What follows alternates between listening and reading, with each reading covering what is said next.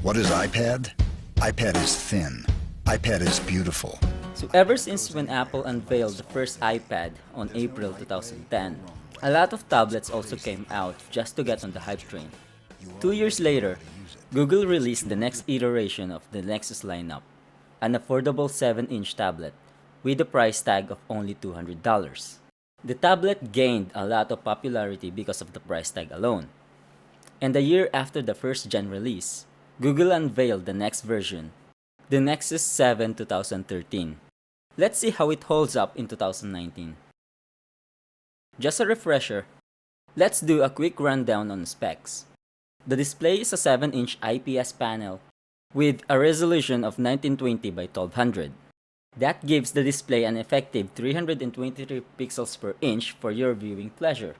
It has a Qualcomm Snapdragon S4 Pro chipset paired with 1.5 GHz quad-core Crates 300 CPU, 16 or 32 gigs of internal storage, no SD or microSD slot or anything like that, 2 gigs of RAM, doesn't matter whether you have the 16 or 32 gigs version, 400 MHz quad-core Adreno 320 GPU, again, doesn't matter whether you have the 16 or 32 gigs, and a 4325 mAh non-removable battery. Again, doesn't matter whether you have the 16 or 32 gigs. The startup is still surprisingly fast. Your mileage may vary though, depending on the condition of your device.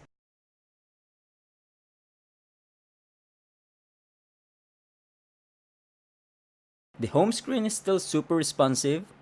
Opening some apps takes a little time, especially the newer ones.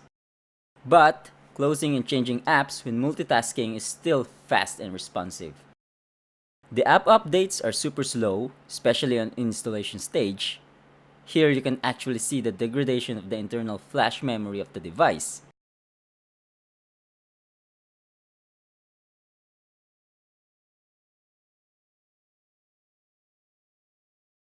It's still great for reading and browsing the web though, and in my opinion it also has one of the best form factor for watching movies and videos.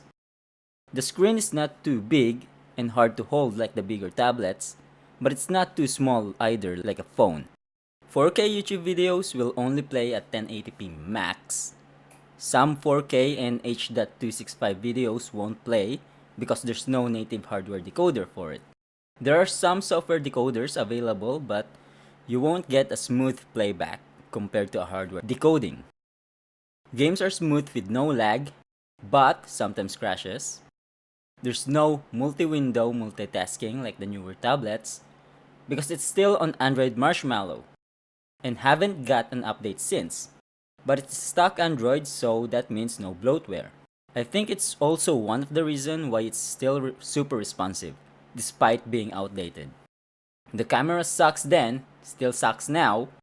The connector is a USB micro B, a big downside, but what did you expect from a 2013 device?